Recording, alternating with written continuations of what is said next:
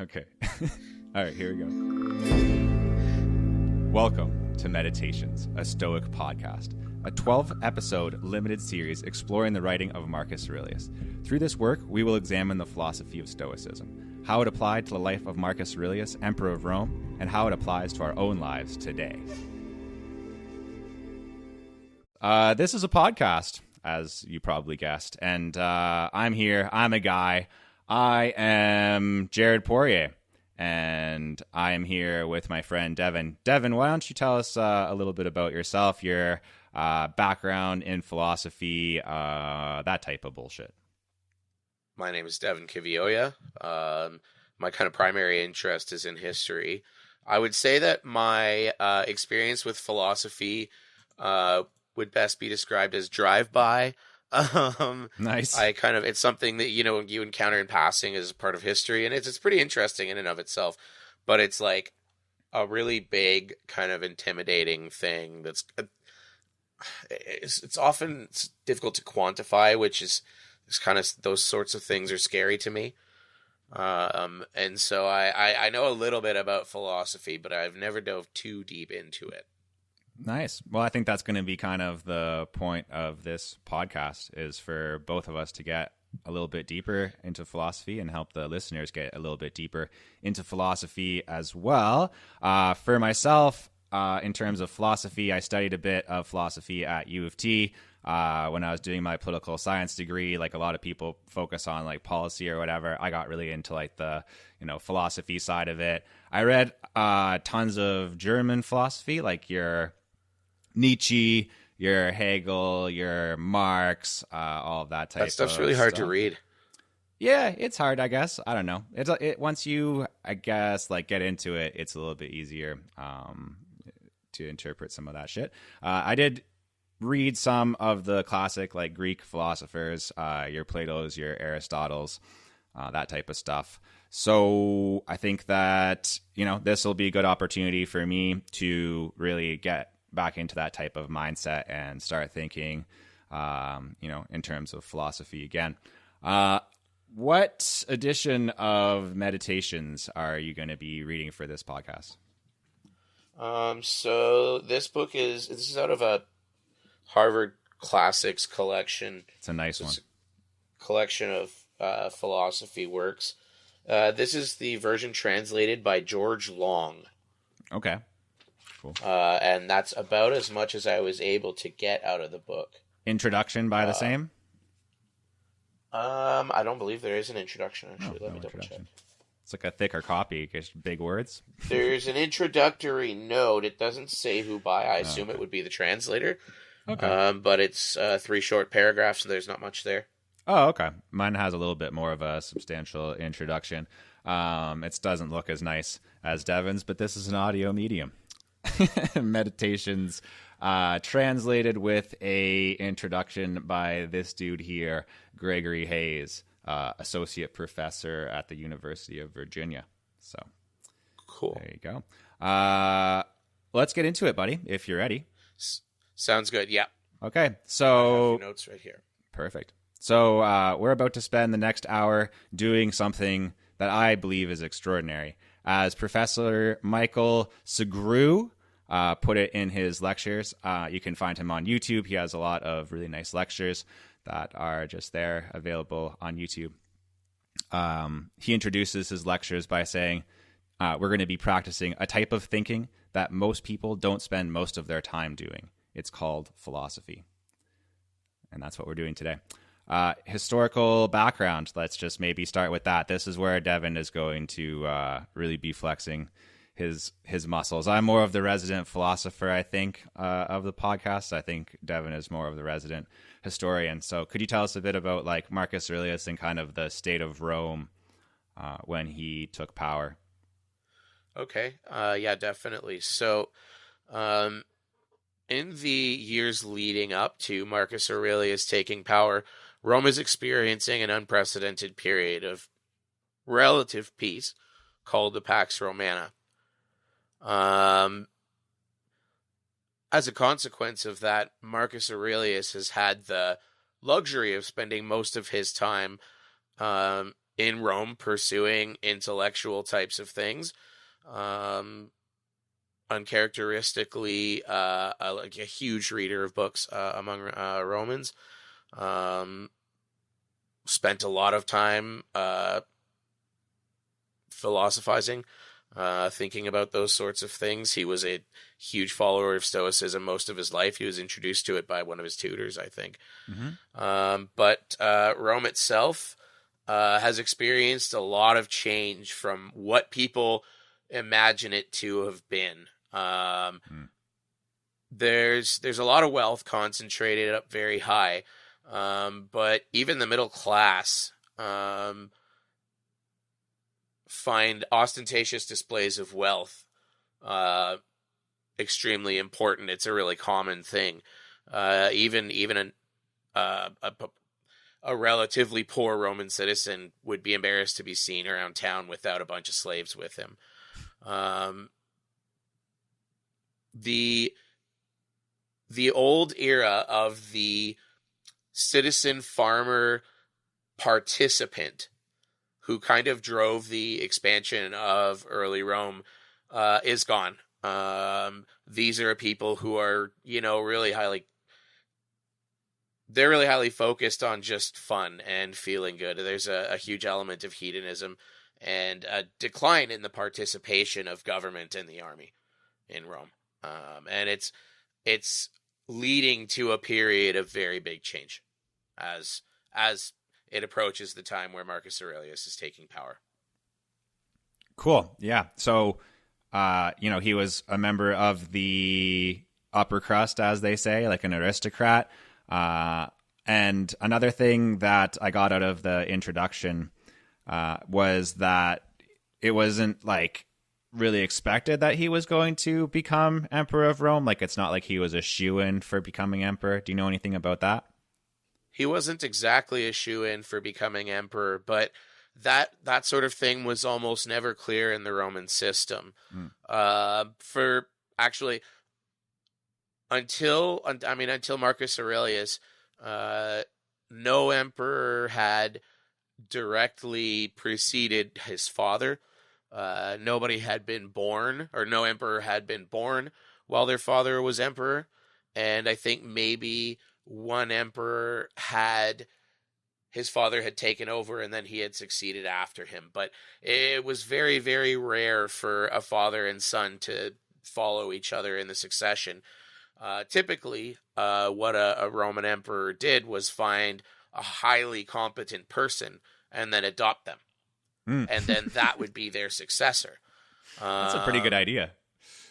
It's not a horrible idea at all. It wasn't actually always an intentional thing. Yeah. Roman emperors seem to have a really horrible streak of luck with their offspring and their potential successors. Augustus did everything he could to be followed by somebody who was a blood relative of him, but they just all seemed to die one after another, and then he was forced to choose his wife's son. Yeah, well, it's a different way of doing the whole monarchy thing. Yeah, it was just kind of like, I'm sure they would love to have had a father-son succession. They just never had the chance to. Yeah. And so the Emperor Hadrian had no children, and he had chosen an heir, and that heir died. And so he ended up choosing a man named Antoninus to be his next successor. But Hadrian also wanted to choose that man's successor. And as a condition of adopting Antoninus to become Hadrian's successor, Antoninus was forced to adopt Marcus Aurelius, as well as another man named Lucius Verus, I think. The Romans' names changed over time, depending on things like adoption and achievements and things like that. And so essentially Hadrian forced Antoninus to choose Marcus Aurelius as his successor. Interesting. Marcus Aurelius was very, very different from the character of most Romans, and he was a bit more of a bookworm than almost any of them, and so people thought that was a little bit weird, but not the worst choice. Okay, so let's dig in on that, because if you go and search, Marcus Aurelius right now on the internet, it's going to be his name will be associated with this quote. Like every article starts with this quote from Plato in the Republic. States will never be happy until rulers become philosophers or philosophers become rulers. So do you think that Marcus Aurelius was a philosopher? I think that, well, I'm going to say yes, because, I mean, whether or not he intended the thing that we call meditations to be published, he took time out of his day and spent it on thinking about the truth of the world and thinking about thinking and things like that. And he did it in a way which was, I'd say, like uncharacteristically practical of philosophers. I think the fact that he took time to do it and record it, that essentially makes him a philosopher. He did the deed, right? Yeah, I guess I would dispute you on that. And I would agree with Hayes here, where he actually talks about the same thing that I'm talking about right now. I wouldn't really say that he was a philosopher. I think that's like a pretty special term, like a pretty special title to have. Someone like Plato, that's definitely a philosopher. It's undebatable. Seneca, some of these guys, even in the Stoic tradition. But let's go back to that quote from Segru, right? Very specific language here. He does something that, you wouldn't really, like, someone might even say this is bad writing, but he emphasizes the word most. He says it twice, right? Practicing a type of thinking that most people don't spend most of their time doing. Yeah. So if you want to be a philosopher, that means you spend most of your time philosophizing. Marcus Aurelius had an empire to run, right? Maintenance of the empire, moving the troops around, dealing with like religious disputes, tax disputes, whatever within the empire. He had a lot of other problems never stopped. He had about 5 major ones. Yeah, so how could you, all these like crises and that, which, is going to happen to just about any ruler. So I don't know. We can debate that as we go, and that can kind of be a question that hangs over this episode a little bit. But can you be the emperor and a philosopher at the same time, right? I don't see why not, although I can understand like why to apply a very specific definition to it like that. Yeah. For me, the question is, what's the difference between a philosopher and a student of philosophy? So like Plato was a student of Aristotle. Opposite. Or the other way around. Yeah. I don't remember. It's okay. You know what I mean? Like yep. each major philosopher was a student of philosophy in either somebody else's school or their own school of it. Yeah. At some point, like, and I'm sure philosophers don't just like spring out of the ground. They're kind of made out of a life. Yeah. Yeah, this can get into kind of like a linguistic debate at a certain point. So we'll move past it, and we'll just we'll get around that. Yeah. Yeah, we'll just let it kind of be in the background of this episode, because Sure. I think it is interesting. It's something that we can draw on later. As you mentioned, though, the meditations were private journals, so he didn't mean for these to be published, right? I just think that's some good context to know going into it. And you mentioned his upbringing, his education, that type of stuff. As an aristocrat and a wealthy person, he had access to like the best teachers, people who got him into reading, learning, studying philosophy.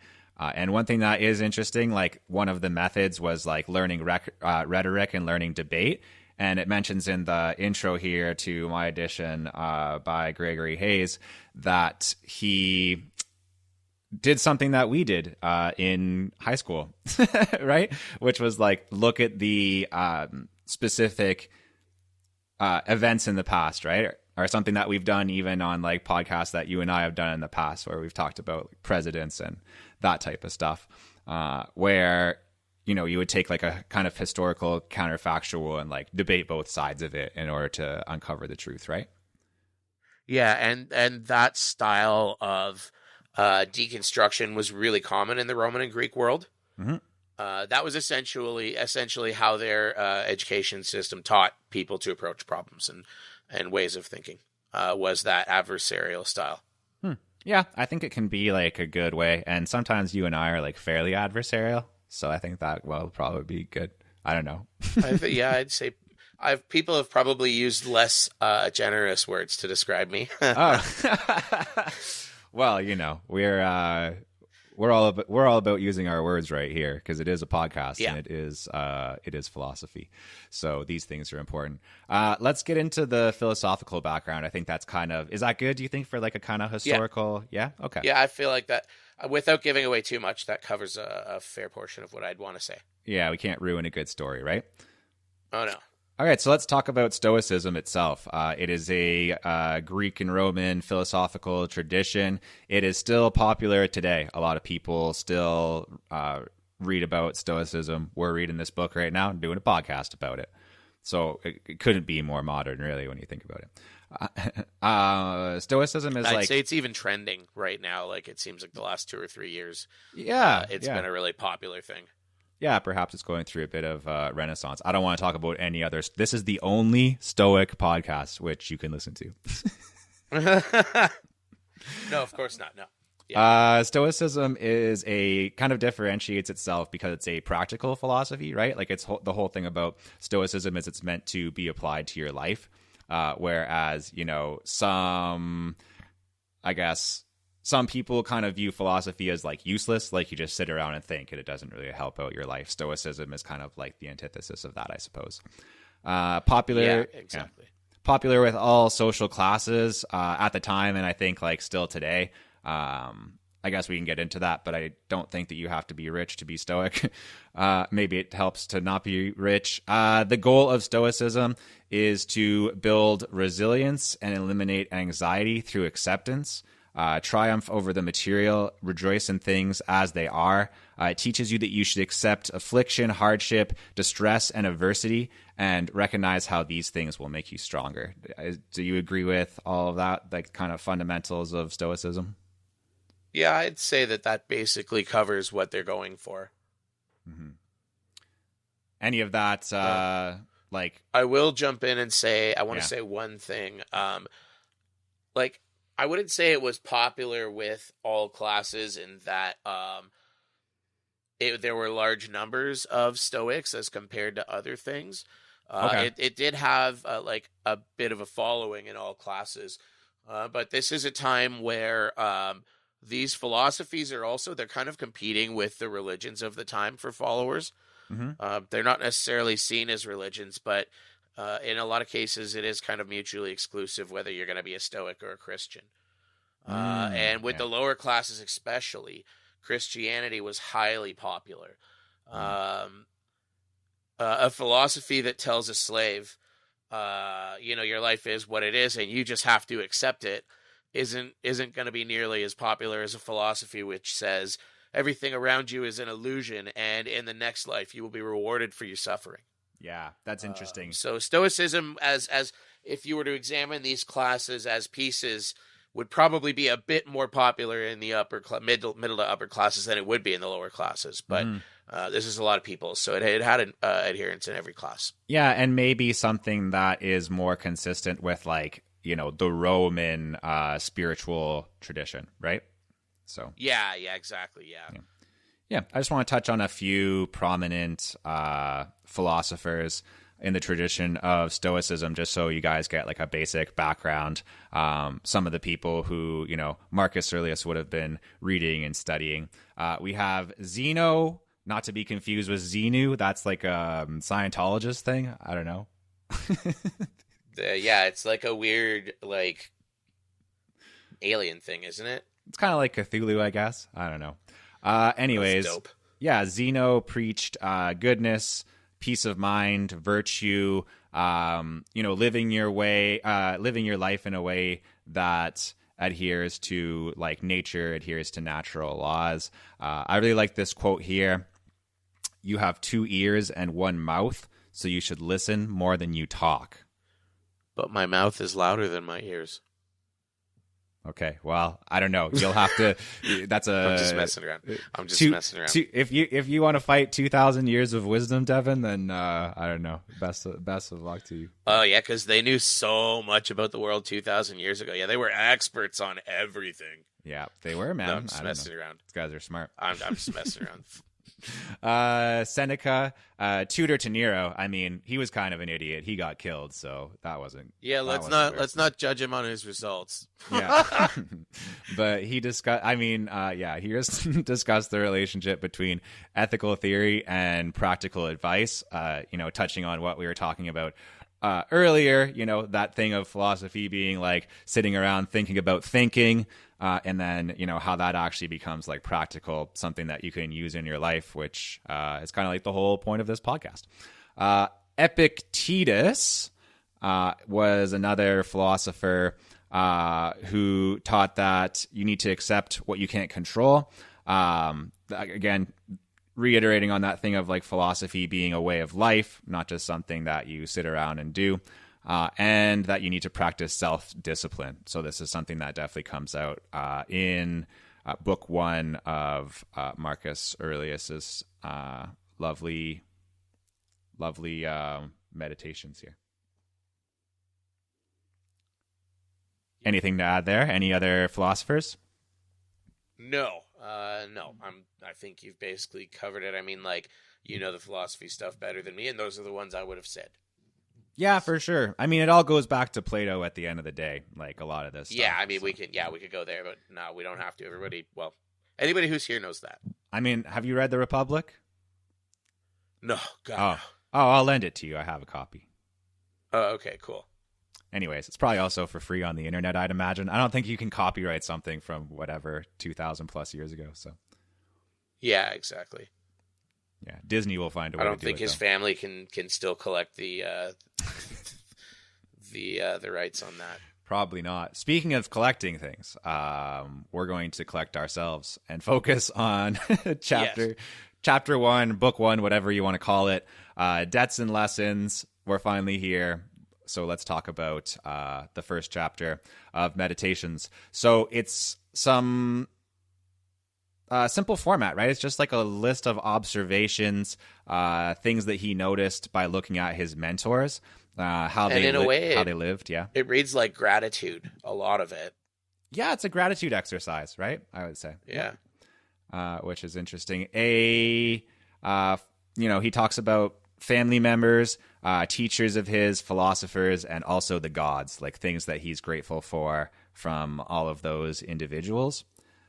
And there's definitely this thing that comes out of like a gratitude for the challenges in your life, right? Did that strike you as well? Yeah, that struck me. And I mean, when you think about like some of the things like I think his father died when he was like 2 or 3. So some of the sections where he's talking about his father and then some of his other male role models, those are the ones where you can feel that a little bit of challenge and emotional weight to it. Mm-hmm. Yeah, for sure. Embracing that Stoic idea, right? Of like, even being like grateful for your challenges, right? That's hard to do, but, you're jumping in there. Yeah. I think, when I read it, it reads to me like maybe somebody who's like in the middle of coping. Okay. Yeah. Someone in the midst of, some kind of trauma and stuff like that and trying to like deal with it in a Stoic way. Yeah, exactly. Cool. Yeah, another thing that jumped out at me is like how critical he is of like what I would call like speculative philosophy, or like you might call like pure philosophy, like just people who literally sit around and like grow a big beard and don't do anything with what they're actually thinking about, right? And he also is like, And historically, that was like what you just described was literally a thing. That was a movement that was happening in Roman society at the time. Like people kind of just deciding, I'm going to kind of like just kind of move out of my family's house. I'm going to be homeless. I'll grow a beard and I will beg for money to live, and I will be a literal live on the street philosopher. That was a thing happening. So when he's kind of like criticizing a certain kind of behavior or lifestyle that's in reference to specific people.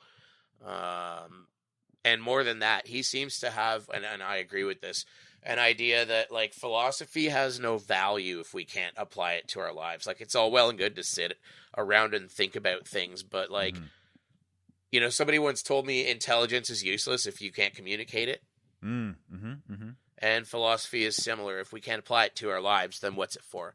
Yeah, so I'd say there's like two groups, I guess. There's that he's critical of. It's those like street corner philosophers, I guess you could call them, and pompous academics, right? People who are within academia and they just like write these long, you know, philosophical diatribes about this and that. Like I think that he wouldn't really read like a Martin Heidegger. Obviously came a lot later, but he's a German philosopher who writes things like the thingliness of the thing, right? Like we're going to study the thingliness of a thing. And it's like, okay, bro.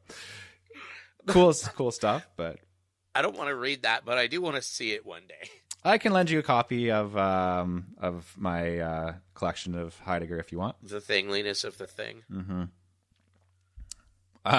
So philosophy needs to be applied, all of that to say a simple thing. And in the first chapter here, there are a lot of Stoic virtues that are touched on. I'll just read some of them that came out to me, but it's kind of a lot. Integrity, manliness, generosity, discipline, independence, reliability, optimism, charity, honesty, compassion, altruism, cheerfulness, sobriety, composure, and moderation. Yeah, I would add like and maybe like some manliness is a bit vague, but I would add like steadfastness. Like a willingness to stay the course and keep doing things you may not want to do because you have to. I think manliness is a quote. So it's a quote directly. Okay, cool. Yeah, I figured as much. But it is translated too, right? So yeah. Probably more than once, I assume. Yeah, I don't know. Oh, no, it's directly translated. No, never mind. Okay. Well, I don't read Greek, so. You're right. He did write it in Greek, not Latin. Yeah. Yeah. Anyways, that's really important. So there's just like a basic fundamentals of what's in book 1 of Meditations. Now I want to get into some of the things that like jumped out at me personally, things that like personally resonated with me, and hopefully you'll have a few. So let me just give you a few of mine, then we can jump into a few of yours. Here are some passages which, you know, particularly resonated with me. A man can show both strength and flexibility. This quote that you should be free from passion, yet full of love. Maybe let's dig into that. What does that mean? That is really hard to understand. I mean, I think that what he's maybe describing with passion isn't like a romantic passion, but more emotional reactivity. And so I think that he's kind of more talking about when you have a strong reaction to something. But I don't know. It's tough to say what he meant. And it's I don't know. It's maybe not a foreign concept. I don't know. This is a hard one for me. What do you think? Well, I think that it gets to the core of one of the most thought-provoking things about Stoicism to me is this idea of, you know, mastery of your emotions, right? And that can get pretty complicated, I think, because like you have to have emotions. Everybody has emotions, right? Yeah, and exactly. Like love would be an emotion, I would say, right? Yeah, absolutely. So you want to be able to still have love. You want to be able to still have emotions. But that's why this word passion, right? Like passion, people do crimes of passion. People murder their spouse because of passion, right? Yeah. Or whatever, the person who their spouse is cheating on them with or something like that, right? We even have a word like crimes of passion, you know? Yeah. But love is always like pure, I guess, like calm love, as opposed to like, I don't know, like letting your emotions run you, right? Letting your emotions get the best of you. I think that this phrase sums it up. I wonder if this love he's describing is compassion. Like, if I could rephrase this into my own understanding, I'd say free from passion, full of compassion. Okay. Well, I don't know. But maybe that's just my reading of it. Then learn Greek and do your own translation, I guess. Yeah, I don't know. But moving on, this one actually came out to me a lot. Not ducking family friend responsibilities because of pressing business. Yeah. Yeah. That's interesting. And I mean, I think it maybe comes down to reflections on parenthood. I'm not sure. Like his own. Yeah. Well, it's resonant with me because, you know, like I always have some pressing business and I have to make time for friends and family, right? You're a busy man, yeah. Yeah. Well, I like to think I make time for my friends, though, and my family. Like, oh, yeah, definitely. Yeah. This podcast is kind of an exercise in that. I don't really consider this business. I like that. Yeah, I don't consider this business either. I'm just doing this for fun. Yeah, it's more of just a philosophical exercise. Get my brain thinking about this stuff again, which I think is rewarding. Do your job without whining. I like that one. That one resonated with me too, yeah. Yeah. Do what needs to be done. Don't do it for the credit, right? But because it needs to be done. I think a lot of politicians could learn this lesson. Yeah, and that one again resonated with me as well. Yeah. Any others that come to top of mind while we're talking about it? Like some that resonated with you? You've already covered like 3 of mine so far, so let's keep going with yours because, I mean, that basically covers the thoughts that I had. I mean, he's pretty direct in his language for the most part. Yeah. This one might not resonate with you that much, but I liked this. Does not, no. In the section of, oh yeah, you got the notes. The section talking about the like gifts that he's received from the gods. And he talks about remedies granted through dreams. This is like so applicable to my life right now. I've been dreaming a lot, and I feel like whatever. You guys can make of this what you will, but I feel like the gods are like communicating with me through dreams. Like I do believe that is true, and I can like see that in my life, like the working of that in my life. Almost that like dreams can help you like tell the future or something like that. But it would take me a long time to build a like proper structural foundation for that within this philosophy podcast. But that is how I feel, and that appears to be what Marcus Aurelius thinks as well. And honestly, I will say I have no experience of this. I won't say that you're wrong or that it isn't a thing because I have no experience of this. So I am the least qualified to speak on that sort of thing of anybody. You don't dream much, right? God, I haven't dreamed since I was a kid. Yeah, so I don't know. You have to seek your remedies somewhere else, I suppose. Yeah. In the bottom of a bottle. Yeah, there you go. No, well, really. It's a religion. Not really, no. It's a religion of a type. Some bars used to be churches, so if you think about it. That's a fair point, eh? The relationship between logic and spirituality, we can talk about that here. I think that ties in well with this, since we're on the topic of the gods and that. I think that, and maybe this is because of like Christianity, I'm not sure, but there's kind of this idea these days that these things are like mutually exclusive, right? You can't be like logical and spiritual at the same time. Very much so not the case for Marcus Aurelius. Well, and it's even in the context of Christianity, it's funny because, for example, like the Christian church for a long time was the carrier and purveyor of science. For them, looking at the world around them and applying logic to it was part and parcel of religion rather than being something to be left at the wayside. Yeah. So where is this like modern, like you do agree that this modern distinction kind of exists, right? Oh yeah, there seems to be this modern disdain for logic and for spending too much time thinking or anything like that. Well, and I mean the opposite way, like people who like espouse the, virtue of logic will like be highly critical of spiritual people. Yeah, there is a break there that you can't seem to have both at the same time, which I completely disagree with. Yeah. I don't know what would cause it, to be honest with you, other than I think the fact that because some of these movements are in a really high state of change. Hmm. I mean, like as far as, say, non-religious people being a percentage of society, the level at which we're seeing these people is a little bit higher than our society is used to. Also, like Christianity being the entrenched religion is almost always going through some sort of change, right? Like it itself has split off into a lot of smaller religions, as Catholicism, and then especially in North America, Baptist, Anglican, Presbyterian, all those different things. And those things themselves are in a constant state of change. Churches break off, do their own thing, join together into other smaller groups. And so I think that basically because there's a high degree of change, there's probably a lot of reactivity towards each other.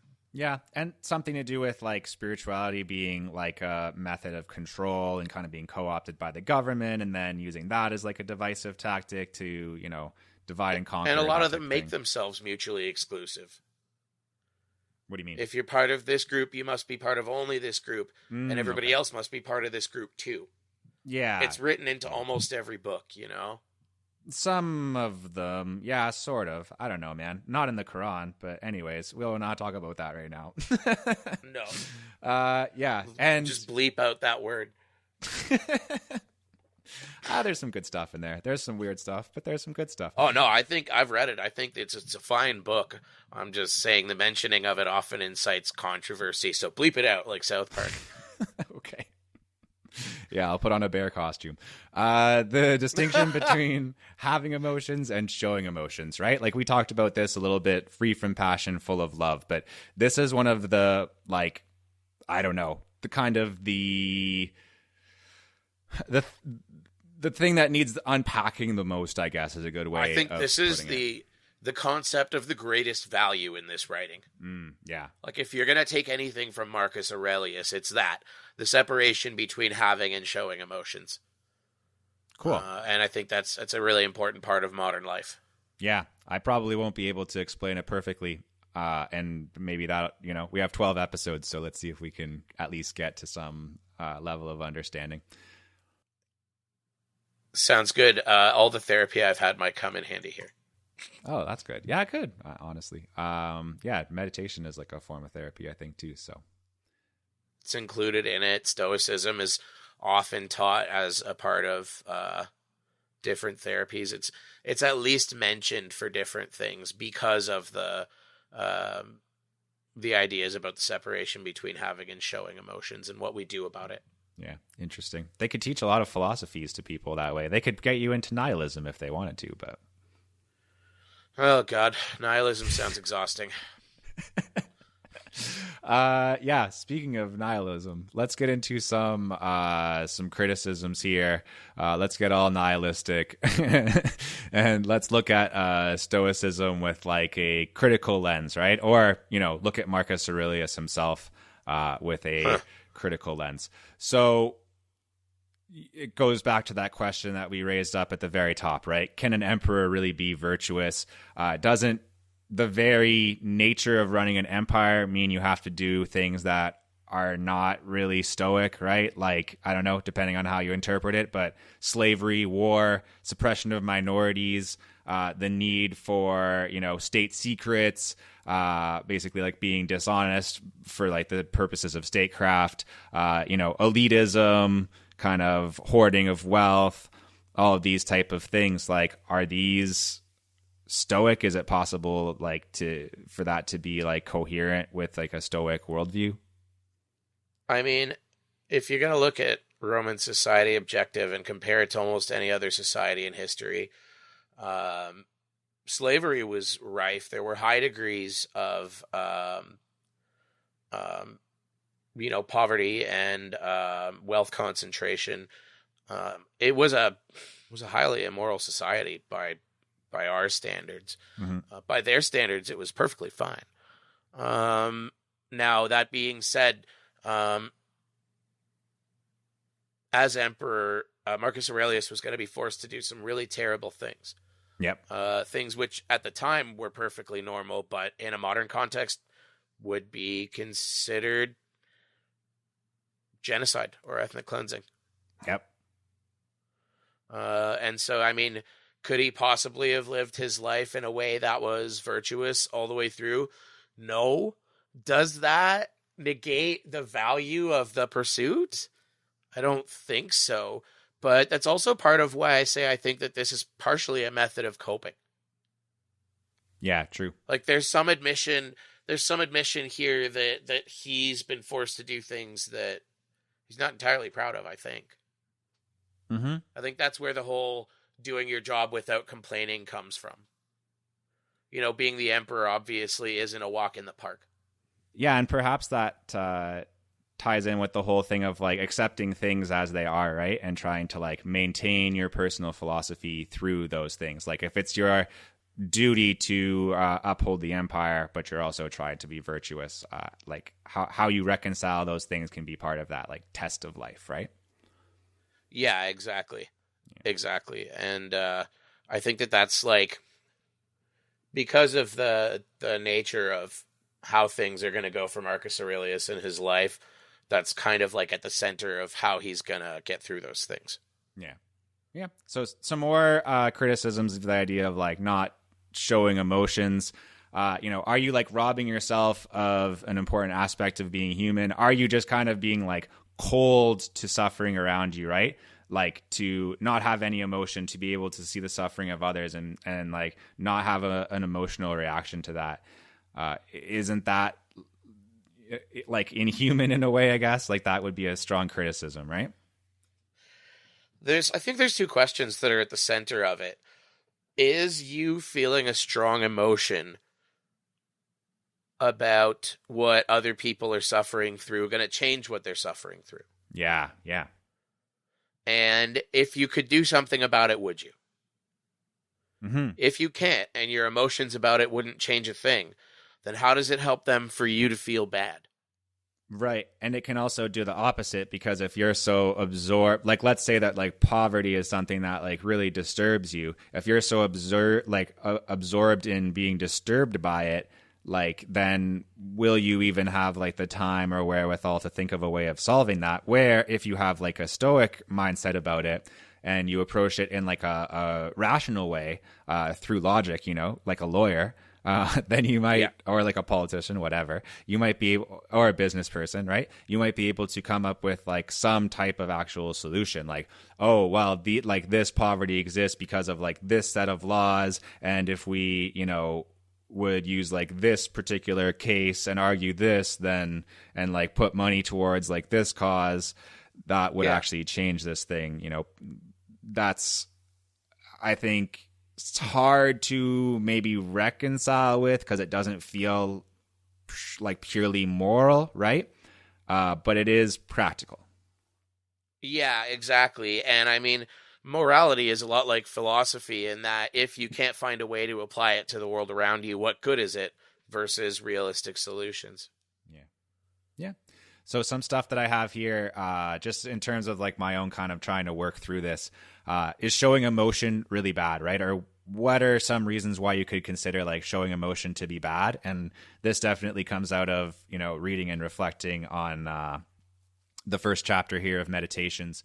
So showing, too much emotion or being like carried away with your emotion, it can definitely lead to bad decisions.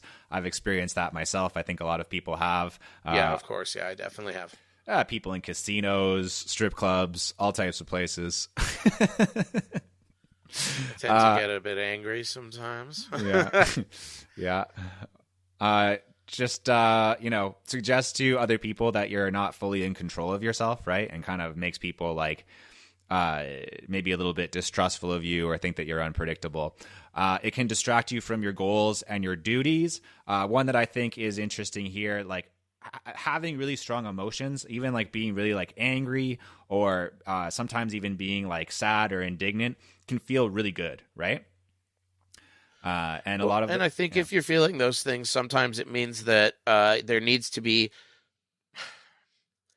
if you're having a feeling, it's coming from somewhere, and so you need to examine it at the very least and try to understand how and why you're feeling it. Yeah, but maybe like reflect on that and internalize that before you start like making decisions, right?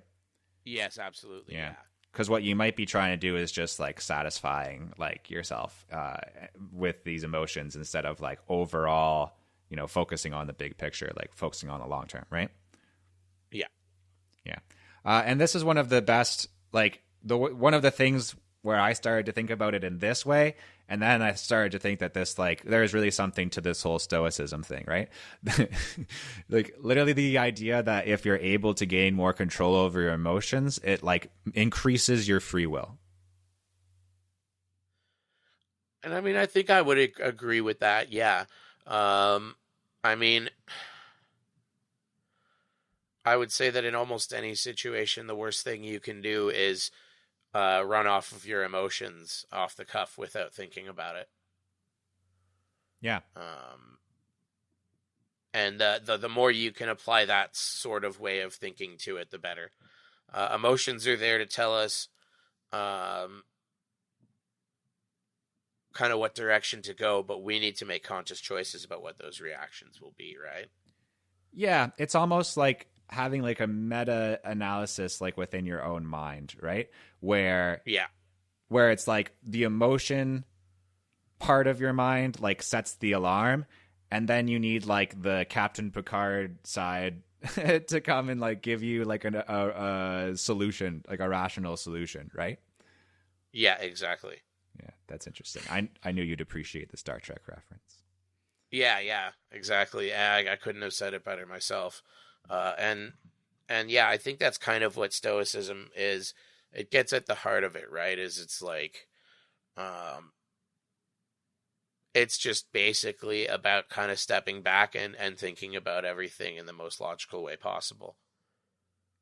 Yeah, and I think that can actually give you like more control, more free will. Like if you look at it that way, right? If you look at it in terms of like you have control over your own mind, and that gives you a power that like the state doesn't have, even perhaps like the gods don't have, right?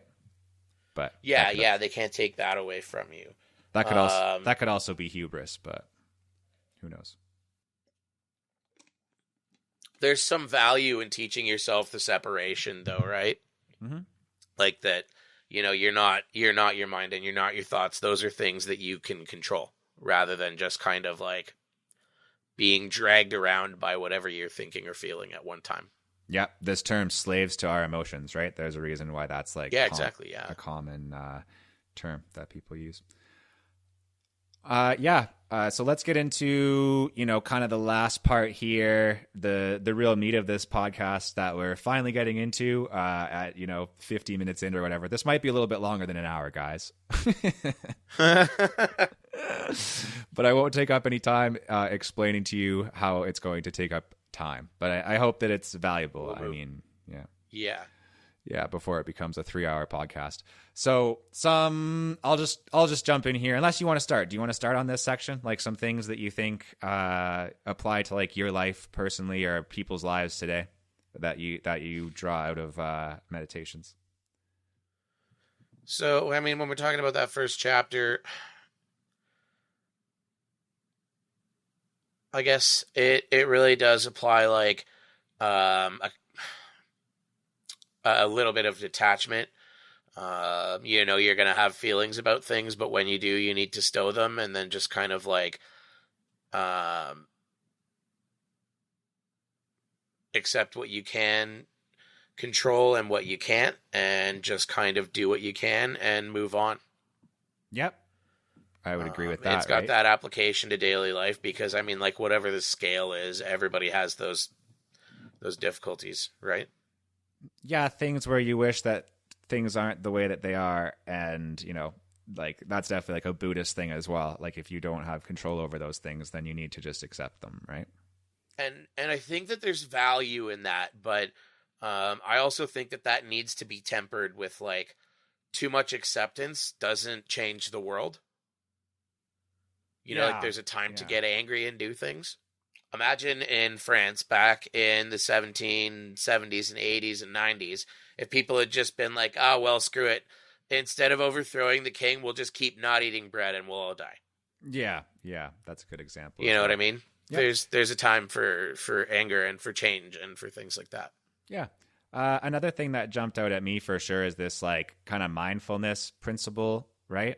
That's why I really like the idea that he's going through and like dwelling on life lessons like learned from his mentors and stuff like that. I think that that's like a really good exercise and a good way to like recognize and appreciate like the things that you have in your life, like, or even like the aspects of your personality that you think are good, where those things come from, and like just thank those people for like instilling those virtues in you, right? I think that that's like a good mindfulness exercise for sure.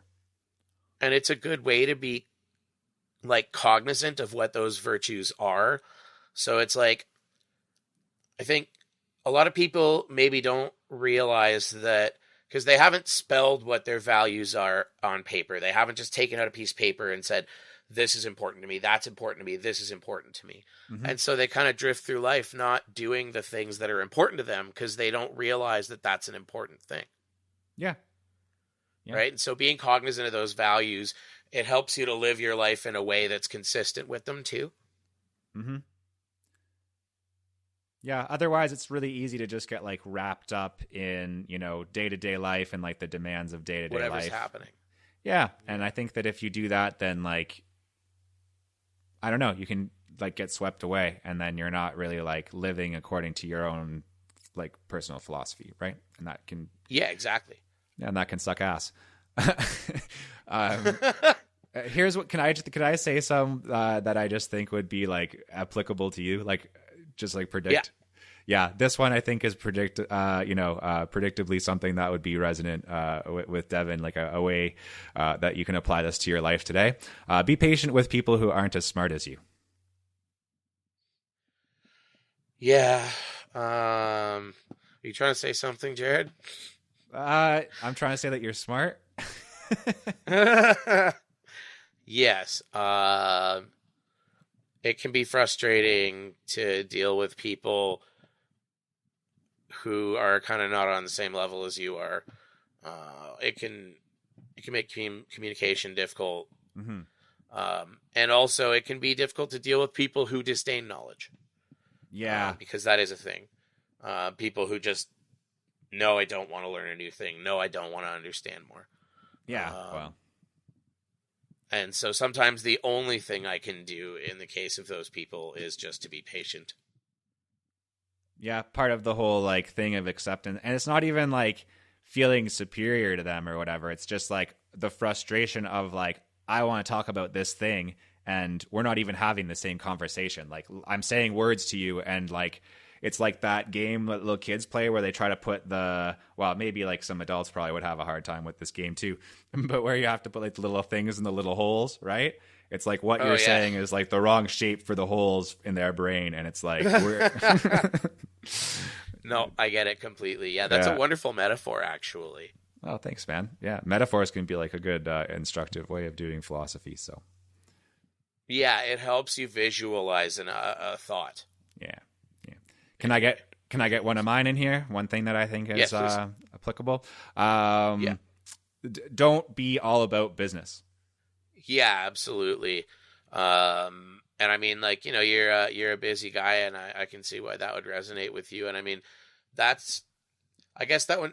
What I would say is that I appreciate it, but it doesn't resonate with me because I mean, you know me, I've always been more about the, go to the forest and kind of live the slower lifestyle. Yeah, that's good. That's like more of a Stoic approach, I guess. That's fair, I guess. Yeah. Yeah. Marcus Aurelius probably didn't have a lot of time to do shit like that, but. Yeah. Go ahead. Yeah, you do it. I like the way you phrase this one. Don't get wrapped up in drama and bullshit. That resonates with me. You know, like whoever you are and wherever you are, there's always going to be people around you that are having strong emotional reactions to situations that probably just don't merit them. Yeah. And you know what? Like a lot of my battle is just ignoring that and walking away from it. Yeah, it's like that movie Beef on Netflix. I don't know if you watched that, but I don't think so. No. Oh, it's just like a classic revenge tale, like where two people try to get revenge on each other and just like destroy each other, right? I think that is like how a lot of people live their lives. It's very Shakespearean. Yeah. Yes, it is indeed. Yeah, ties in well with this one too, like being a peacemaker and being a diplomat, right? Like trying to like solve problems, trying to like bring people together, like maybe those people who are wrapped up in the drama and the bullshit, trying to like find, logical, rational ways of like convincing them to get along in a way that's like good for everybody. If you can, yeah, exactly. Which kind of gets you around to the next one of being aware of the malicious people around you. I believe there was a philosopher right around the same time called Epicurus. Mm-hmm. And he would have said to find the malicious people around you and remove them from your life. Oh. But Stoicism just kind of says be aware of them. Well, Jerry Curious definitely fucking practices that one, man. Epicurus, but no, yeah. Me, Jerry Curious. Oh. Which brings us around to have a sense of humor. Definitely like not taking like a lot of these are like don't take yourself so seriously, or like don't take like those little, don't take business too seriously, don't take so many things seriously, right? Like politics, all of this stuff, like realize that, you should enjoy your life, and you could die at any second, so don't get like so absorbed in all of these, I guess, like earthly things or like man invented things, right? Like be more in touch with nature and stuff like that. I have like a mantra that I kind of tell myself that kind of probably touches on this, which is time is precious. Time is precious. Don't waste it being upset. That's good. That's like a personal one. Yeah, that's kind of a personal one that I say to myself, but it very much touches on what you were just saying. Yeah, I like that a lot. This one too, taking responsibility for actions and decisions and not making excuses, definitely goes to that thing of like building your reputation, being like a reliable person, right? Like, I don't know, if people can't like predict what you're going to do and you're constantly changing your mind, I think it's going to like affect your relationships in life, and it's also going to affect like your opportunities in life as well. So I think that this one really applies even today, right? Oh yeah, and I mean I think that's just universal, like kind of all people across time. Is if you're not good and decent to the people around you in your community, whether that's family, friends, or otherwise, you're not going to get that out of them. That's a real simple thing. I think goes back to the do unto others. Yeah, even more specifically though, if you do like fuck something up. Oh yeah, no, and I mean I think this is something that I generally embody in my life, is that when I fuck something up or do something wrong, I'm usually there to back up on it. Yeah, take responsibility. Yeah, you should admit it and try to like just be honest, right? Otherwise, yeah, exactly. It's probably going to get worse, right? If you try to hide it, or then you have to, usually if you start making excuses and telling some lies, like this is like the message of like every kid's movie ever, but like that shit gets out of control quickly, right? So yeah, exactly. Yeah, so if you fuck something up, just say you did. That's it. Yep. Yeah, I'm all about that. Yeah. Any more that you'd want to talk about before we kind of start wrapping up here? I'd say the last thing that I want to talk about is, I think this one's big, maybe not for me, but for modern society in general. But in the age of social media, the whole do not rely on the adoration of others is a really, really big one. At a time when we're all putting up profiles that show only the best of us and searching for, likes and reactions and things like that. Superficial honors. This is very like superficial is exactly how I would describe Instagram specifically. Oh yeah, for sure. Yeah, and Facebook. Yeah. So you're trying to like put out a idealized version of who you are and what your life is, so that like people that you don't even hardly know are going to be impressed by it, right? Exactly. Yeah, that's kind of a big one these days.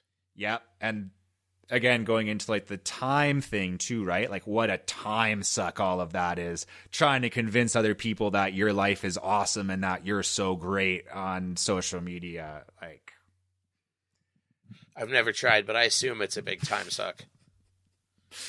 Yeah, it is for a lot of people, man. And I don't think that I just don't think that's a good way to live your life. So a good way that you can apply this Stoic virtue here. It doesn't matter how many likes you have on Instagram, YouTube, what have you. That's not going to, help your life really that much. It won't make you feel better.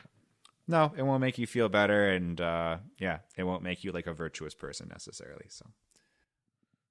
Yeah, exactly.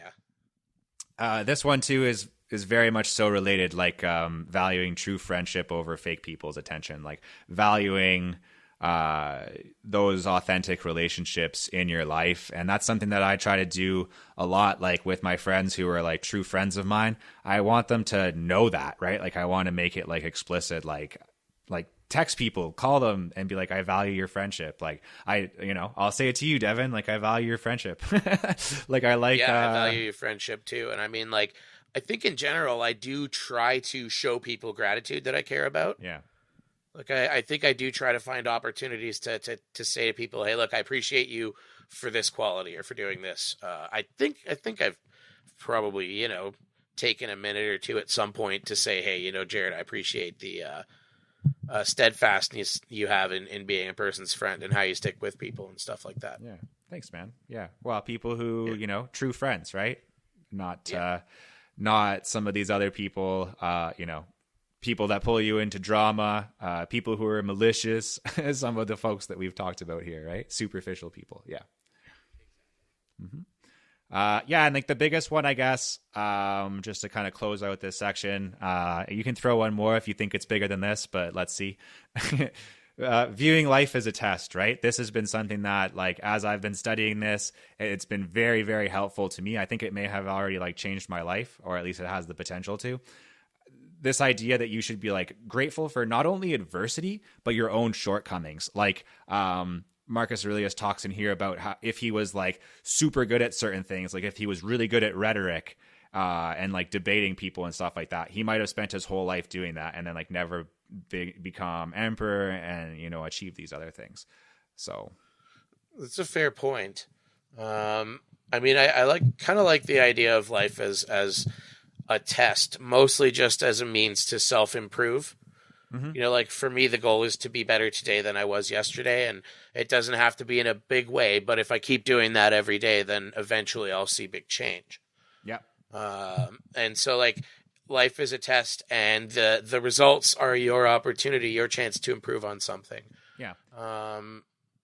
But yeah, that idea of your shortcomings bringing you to the place that you need to be.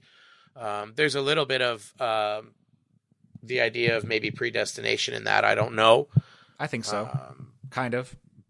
And I don't know how I feel about predestination, but I still like the idea.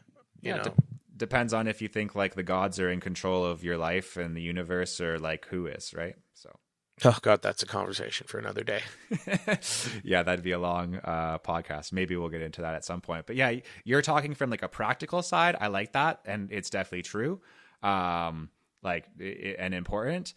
But also like the mindset side of that, right? Like if you're like when you in the moment face an adversity and you're able to be like, this will make me stronger. Like this is a weight that I will lift, and it will make me like, it'll make my soul stronger.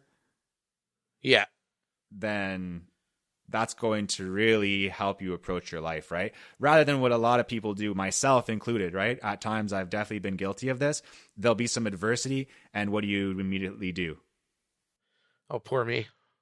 Start feeling guilty, start feeling sorry for yourself, panic. Yeah. Start panicking. Oh yeah. No, I've been there. I've panicked. Boy, howdy have I panicked. That's what I like to say, like on film sets and stuff like that, with like something like goes wrong, like a battery dies or like a light goes out. And I always say like, oh, everybody start panicking. I think the key is to just treat it all as an opportunity, right? Everything's an opportunity in some way.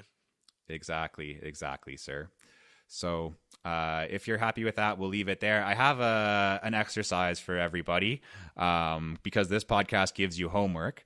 And I've done this myself, so I can say that it's a worthwhile exercise. I encourage Devin to do it. I don't know if he did.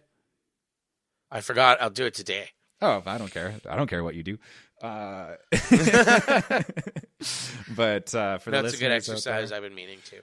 That's all good. Yeah, for you and for the listeners, go ahead, write down a list of your mentors. Like, just do what Marcus Aurelius does in book 1 here, right? Write down a list of your mentors and the Stoic virtues that you've learned from their life, like from their example.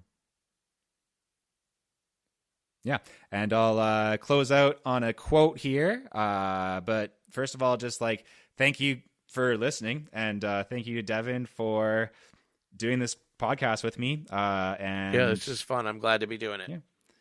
Yeah, I think it's a good opportunity to, practice, that thing, right? Thinking about thinking.